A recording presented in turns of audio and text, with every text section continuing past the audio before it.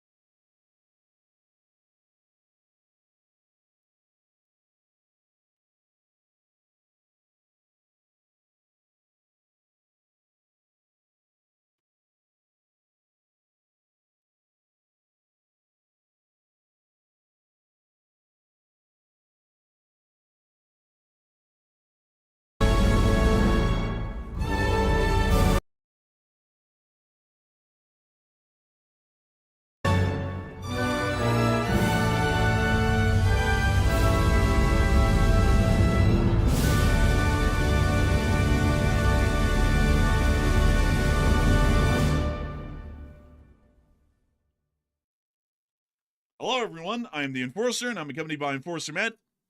And good evening, folks. It's Enforcer Matt, and welcome back to day 1435 of the War News stream. And tonight we have more big news. We've seen that Russia's lost several critical fighter jets today in major crashes. We've also seen that China is now escalating its massive military purge, and also Iran is now panicking today, releasing tons of propaganda videos as U.S. forces prepare strikes and Iran refuses all U.S. demands. And the table is set for something major to happen very soon. And it's good to see you all once again. And of course, we're going to be covering the past 24 hours of news from around the world as significant developments have emerged from the Middle East, Eastern Europe, East Asia, and also the Eastern Caribbean over the course of the day. We have heard that the Islamic Republic of Iran has been approached by U.S. negotiators and diplomatic teams for possible discussions on terms to de-escalate the situation inside of the Middle East and to see that the Islamic Republic of Iran is not imminently attacked by the United States of America. The Islamic Republic of Iran has completely refused to conduct any diplomatic negotiations with the United States of America, and when presented with a preliminary list of terms, the Iranians have outright rejected any lists that have been provided so far, stating that any points are not open for negotiation. This now means that the United States of America is forced into conducting imminent strikes against the Islamic Republic of Iran, while at the same time, the Islamic Republic of Iran is still continuing to conduct military preparations inside their country for an eventual defense against U.S. strikes and an attempted counterattack against the United States, its allies in the Middle East, and also the state of Israel. We have also been able to see that the Iranian Air Force, as a result, has continued to fly a large amount of reconnaissance drones into the area of the Gulf of Oman in the northern Arabian Sea to try and conduct some form of surveillance on the U.S. carrier strike group that is currently somewhere within that area. We have also seen that more strategic airlifts are being conducted by the United States of America to critical facilities and bases throughout the Middle East to further build up U.S. defensive assets and also offensive capabilities against the Iranians, as a multi-week or multi-month-long air campaign is now being considered against the Islamic Republic of Iran, with high priorities being air defense sites, military institutions such as the Air Force, and also high priority targets within the central Iranian government. At the same time, the Iranians have also been putting out an unbelievably large amount of propaganda. It appears that someone finally found out how to AI generate propaganda inside of Iran, and they have been putting out the treasure trove of the stuff. We have also seen that inside of the rest of the Middle East, the USS Delbert D. Black, an Arleigh Burke-class guided missile destroyer, has arrived on scene within the Eastern Mediterranean, now under CENTCOM's area of responsibility. Meanwhile, we have also heard that inside of Syria, fighting is still ongoing between the SDF and Jelani's regime, as Jelani has now released another several hundred ISIS prisoners out of another prison, once again to be released back into the Syrian interim government's area of control to do whatever they please, generally continuing their reign of terror. Outside of that, the Pakistani armed forces have also been seen conducting unusual movements and deployments within the area of Balochistan in southwestern Pakistan. It is believed that at this moment, there may be a rise or an increased risk of insurgent actions from Balochistani independence forces within the Kandahar province of Afghanistan, and that these may spill over into Pakistan and rekindle the Taliban-Pakistan war, which was seen several months prior. Outside of that, the People's Republic of China is continuing to deal with extremely high amounts of paranoia. Over the past 3 years, a large Jerry, what's up? How you doing, my dude? They also like to post their FOBs in schools, apparently. Yep. No joke. How you doing, bub? amount of Chinese People's Liberation Army leadership has been removed from their positions, either stripped of rank or also brought up on charges and then also imprisoned as a result. It appears that as of today, that paranoia is still gripping the country after the arrest of Zhang Yuzhou and other high members of the Central Military Commission. Inside the Eastern Caribbean, we've also been able to hear that an unusual circumstance occurred along the Venezuelan-Colombian border, as a private jet carrying around 12 passengers, including 2 Colombian diplomats, actually crashed with all members of the flight being killed along the Colombian-Venezuelan border. At the same time, the United States of America has now announced that they will be handing back one of the seized tankers to the Republic of Venezuela, while at the same time also announcing that all of the Russian sailors that were arrested on board the Marinera, which was stopped just north of the United Kingdom of Great Britain and Northern Ireland, just to the west of the Faroe Islands, will now be released and returned back to the Russian Federation. We have also heard additional news and statements out of Washington on a wide myriad of developments around the entirety of the world, and at the same time, the Ukrainian armed forces have seen that a significant amount of actions have developed in their favor over the course of the day, as in the Kursk Oblast, an Su-34 fighter bomber appears to have suffered some form of a pilot-caused crash, leading to the death of both the pilot and the bombardier on board the Su-34, while rumors have now started to circle of a crash of a Russian Su-30SM just south of Sevastopol within the area of the Black Sea. Ukrainian armed forces have inflicted significant casualties onto the Russian Federation's armed forces today and have generally stopped any, if not all, frontline movements by the Russian army. We have also seen that there have been some significant strikes within the area of Voronezh on an oil storage depot by Ukrainian long-range strike drones, and the Volkswagen factory, or the former Volkswagen factory at Kaluga, has apparently caught on fire and practically burned to the ground, with apparently no attempt at firefighting efforts being made in the midst of the blaze, which leads us to believe that the Russian Federation may have deliberately set the fire. Inside of Moscow, we've also been able to hear that Ahmed al-Shara, who is al-Jilani, the terrorist who is currently in charge of the Syrian interim government, is currently visiting Vladimir Putin at this moment inside of Moscow, apparently to formalize relations between the Syrian interim government and the Russian Federation. We've also been able to hear that the Chinese appear to be providing significant material and industrial support to the Russian Federation in their war efforts so far, and the Russian Federation has now announced that in the midst of their dire economic straits and Jerry Novo, man, just got off shift. 3 domestic violence calls in one day is too much for me, man. Oh yeah, I forgot.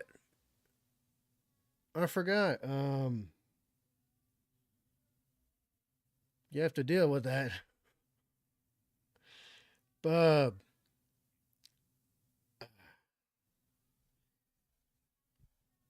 I couldn't do it. I couldn't do it. Me, I'd just pull out the club and bash them both over the head. Him for being the dumbass choosing her, and her just for being a dumbass. You know what I mean? That's how it would go with me. But, yeah, I get what you mean. I had to deal with stuff similar to that, except not in your capacity. the fact that the Russian army is generally without arms or equipment at this point, especially compared to their opening of the war back in 2022, the Russian Federation has still announced that they will be pumping $1.6 billion into their propaganda budget this year for the Russian FSB. There is a lot of news that we have to cover from around the entirety of the world, and we are, of course, going to be making sure to get through that news, starting with our largest stories first, and then moving our way on down into the smaller stories throughout the night. And, of course, as tradition dictates, we will be moving on into the largest story of the day, which will be moving us into the Middle East. We have been able to hear that the United States of America has apparently attempted to approach the Islamic Republic of Iran with a list of terms and conditions that the Iranians would have to meet to avoid a U.S. strike on the Islamic Republic of Iran. We've actually been able to hear a little bit of detail about these terms that were given to the Islamic Republic of Iran, and we have also been able to hear that the behind-the-scenes talks between Iran and the United States reached a complete deadlock, with Tehran rejecting every single form of a deal. The New York Times reported that Washington is demanding a permanent end to uranium enrichment, limits on ballistic missiles and ballistic missile technology, and an end to support for proxy groups such as Hamas, Hezbollah, and the Houthis.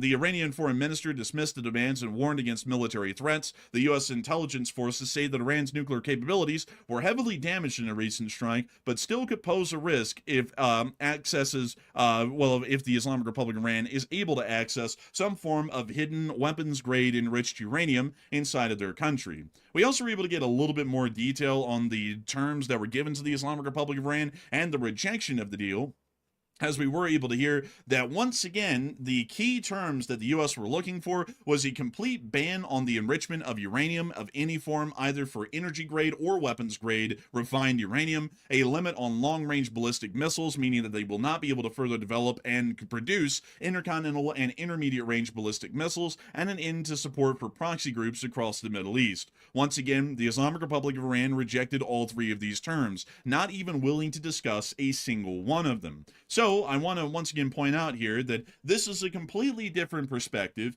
than what was seen prior by the United States government, at least in official statements, and it is lining up exactly with our analysis that we've been making here on the channel as to why the Islamic Republic of Iran poses a threat. The Islamic Republic of Iran poses a threat because of the three following items: their production or continued technological development of some form of a nuclear weapon, their continued development of long-range Freaking missile hell. programs, including those of intercontinental ballistic missiles capable just of reaching bomb 'em. the United States with a nuclear-armed warhead on board, and their continued support for destabilizing forces throughout the Middle East, which threaten the U.S. security assurances sphere, including Hezbollah in Lebanon and Iraq, Hamas inside the Gaza Strip, and the Yemeni Houthis within western Yemen. These three main points pose a critical strategic concern to the United States of America, with the Islamic Republic of Iran being the main proponent and threat to the United States within the Middle East. For that reason, it appears that the United States is not going to be working off of a humanitarian framework in our actual reason to start this war. It actually appears that we're going to be revisiting the same key threats that we have spoken on about this on this channel for years now, which is the fact that the Iranians are producing intercontinental ballistic missiles and eventually a nuclear weapon that will be capable of reaching the United States of America and attempting to pose an imminent threat to U.S. allies inside the Middle East, which allow for us to control the world's flow of freely produced oil that is not produced directly by the United States or the Russian Federation. This is a fairly interesting sort of a change. Now, I once again want to remind you all that up until today, the United States of America's government's statements from the U.S. Department of State and from the President of the United States has been that we are going to strike the Iranians over the atrocities that were conducted, the crimes against humanity, against the Iranian people over the past several weeks. It actually appears that, much like the Venezuelan situation, that was merely a cover for the actual reality of why we would be wanting to conduct strikes on Iran, in the fact that they pose an imminent nuclear threat to the United States within the region, our allies within the area, and not only that, they are a significant destabilizing force within the Middle East. So it does appear that our analysis was dead on correct as to why the United States of America would consider it to be a primary cause and a strategic security interest at that, to be able to conduct armed strikes on Iran. We have also been able to hear that at the same time, the Iranians may have received a limited batch of Mi-28 Havocs over the course of the day. These pictures emerged, which seem to be showing us some sort of an arrival of Mi-28s that appear to be incomplete. As you can see, it appears that their external pylons for weapons and armaments have not been equipped yet, and the 2A42 autocannon also appears to be covered in some sort of a tarp cover below. We believe that these were actually shipped by a vessel through the Caspian Sea to a northern Iranian port, and then were unloaded and transported to this military facility that we have not been able to identify yet, where these pictures were taken. Still, it is...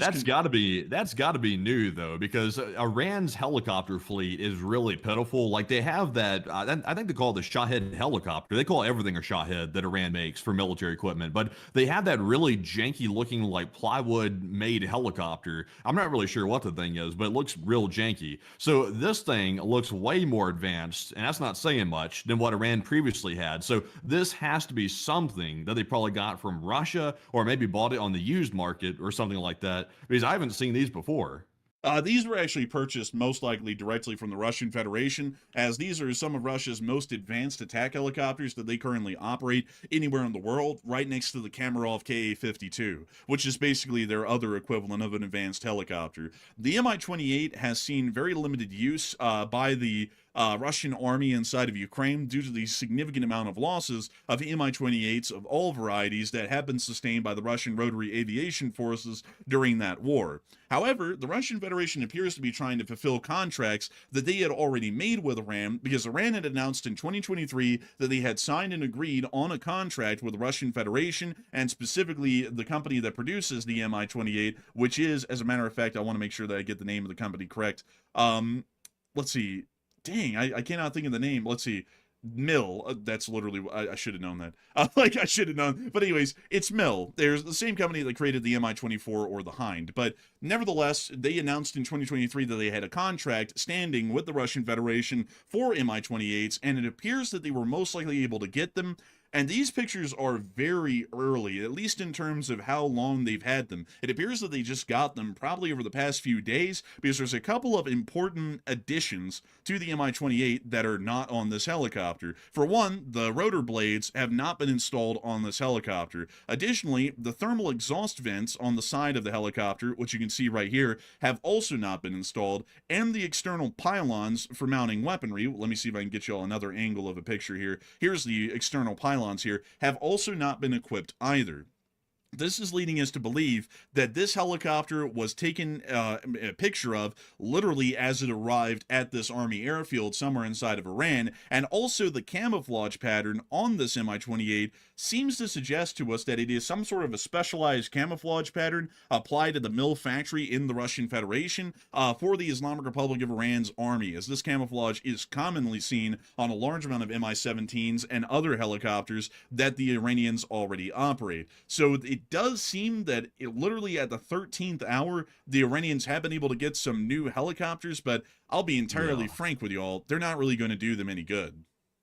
Isn't it a little bit weird though? Like you're saying the 13th hour, the timing is of course very odd because the Russians need everything they can get to fight the war against Ukraine. They're losing stuff left and right. I mean, today they've just lost at least 2 of their fighter jets. They're losing equipment all over the place and they're crashing it. It's being shot down. So for Russia to suddenly come up with a few spares, this is clearly an attempt to try to arm Iran before this conflict breaks out between the United States and the Iranian government. They're trying to prepare them the best they can. And also, this is no small feat for Russia to give up some equipment like this, even if it is secondhand or not the best equipment out there. This is still a bit of a feat for them to give it. So that I guess Russia is showing up in one way. They're showing up by giving equipment, but I still don't believe that Russia is going to show up to defend Iran on the ground. I really highly doubt that.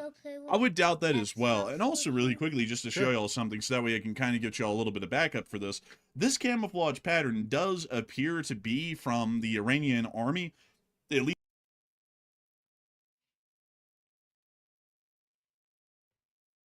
so it's something so that way Russia can make it look like they didn't abandon their ally. That's basically what this is doing. It's face saving because this is not going to save Iran by any means.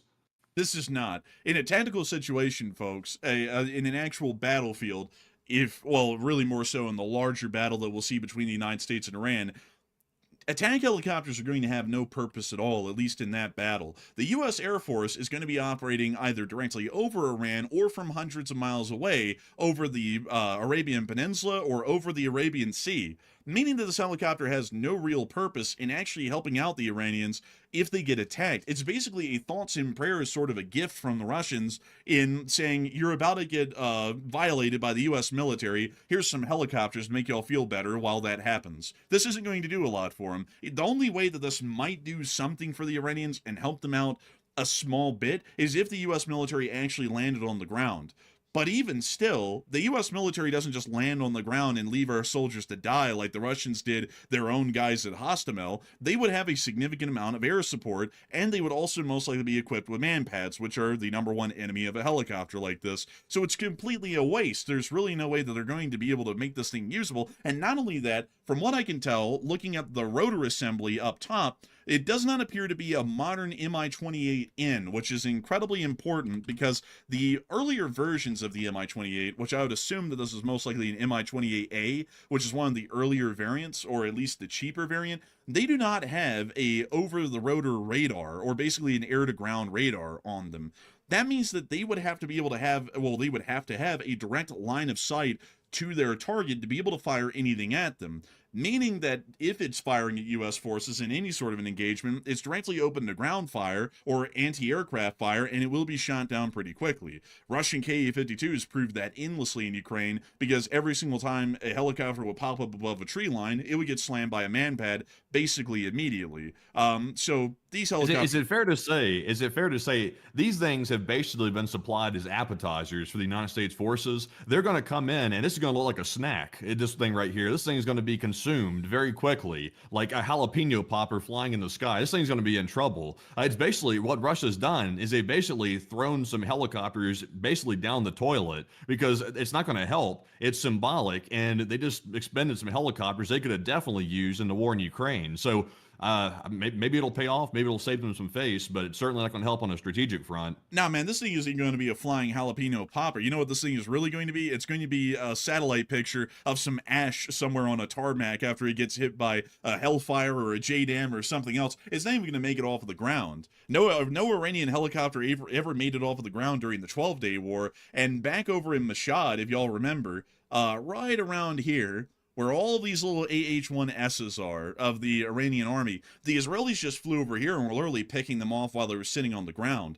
They did that everywhere. The Mi-28 will end up in the very same situation. There's no way that it can defend itself in that sort of a scenario. But we have also been able to hear that apparently the Iranians did issue another threat today, and I want to make sure to read this one to y'all. This is Ali Shamkhani. I gotta say, the sham in the name is really starting to fit here, but he has stated, "For us, there is no such thing as a limited attack. Even the smallest attack will cause us to launch a comprehensive war on the entire region, especially Tel Aviv." They got something against that city, I tell you. I don't know what it is, but they absolutely hate Tel Aviv. But it does appear that the senior advisor to Khamenei is making it pretty clear that their current stance is that any attempted attack on Iran by the United States will then result in them attacking countries that had nothing to do with the attack, like Saudi Arabia, Turkey, Qatar, Bahrain, the United Arab Emirates, Oman, Jordan, Iraq, Kuwait, let's see, maybe even Syria, just basically anyone and everyone in the region. Well, what did they say about the dog that yaps the loudest? The dog that yaps the loudest is usually the one that's all bark and no bite. That's pretty much what Iran is at this point. Iran, I mean, we'll get to it eventually here in a second in the news, but they are releasing propaganda video after propaganda video, like back to back, like at a rate I've never seen Iran release them before. They're issuing crazy statements over and over and over. You don't go through all this if you actually are prepared to defend your country. You do this if you're caught lacking. You're trying to be the dog that's barking and scaring everybody off. It's not going to work though, because the U.S. has good intelligence and we know exactly what their capabilities are. So it's pointless. Like, this isn't going to hold anybody back. In fact, this might actually embolden the president, who's very ego driven, to actually go through with striking Iran, because now he feels like he's being attacked with his ego. Yeah, I would have to agree. Also, I see some people getting absolutely enraged in the chat over my joke about they have something against Tel Aviv. If y'all couldn't detect the sarcasm, the whole reason I was saying, they got something against that city is because they hate Israel and they also hate anyone who's Jewish. And Tel Aviv is basically the main city of Israel. That's why the joke was made. It's sarcasm. But anyways, moving on from that, we've also been able to hear that apparently the Iranians did announce a public execution of a political prisoner today, but tried to kind of gloss it over a little bit by alleging that they were a Mossad agent. So not really making it that big of a deal, at least according to the Iranians, but we all know that that's basically covering for the execution of a political prisoner, because a Mossad agent, at least at this point, is what a lot of the Iranian government has been calling the protesters in the streets, either agents of the United States or agents of the Mossad or enemies of God, meaning that they did publicly announce the execution of another political prisoner today, but just tried to gloss it over a little bit by calling them a Mossad agent instead. But once again, showing that they are returning to public executions of political dissidents at this point, while they're also unofficially executing hundreds of them per day, as the body bags are still flooding into Tehran for disposal at some sort of a location outside of the city. But at the moment, a lot of people aren't talking about the Iranian statements that came out today, as we have heard that apparently the Islamic Republic of Iran is denying any attempted negotiations and also completely shooting down any attempted terms by the United States of America. And a lot of people are really wondering whether that's true or not. Matthew, what are people thinking about that? And what are you thinking about that as well? Okay, so the reports are saying that U.S. officials are currently engaged in negotiations behind closed doors with Iranian officials, despite Iran saying that there's been no such talks, even at all. So somebody's lying, and I wonder who that is. 38% said Iran is negotiating, and Iran's lying about it, while 29% said negotiations are probably already over, and 24% said the USA is lying about negotiations. And I am very confident in the fact that Iran is 100% negotiating negotiating behind closed doors. They are probably begging for the survival of their regime as we speak, literally right this hour. That's probably what they're doing. And they're not going to tell the public about that because they've been telling the Iranian people that the USA is the devil. And it would look really bad if they publicly announced that they were negotiating with the devil. So they're not going to say that in the public, but they will, of course, behind closed doors, beg the United States to please give them a chance, to please not go after the Iranian country. So that way they can keep trying to develop a nuke in the background while we sit around waiting for time. So I'm with the 39%. Iran is certainly negotiating, and they're probably, honestly, it's probably a hideous sight behind closed doors, I'd imagine. But, Enforcer, what say you? I would have to say that I would actually believe that they are not negotiating at all, because we know that in the last war, the 12-day war in Operation Midnight Hammer, they completely refused any attempt at negotiations by the United States of America back then. And so I would believe that they're doing the very same thing today, because if anyone remembers from last year, back in 2025,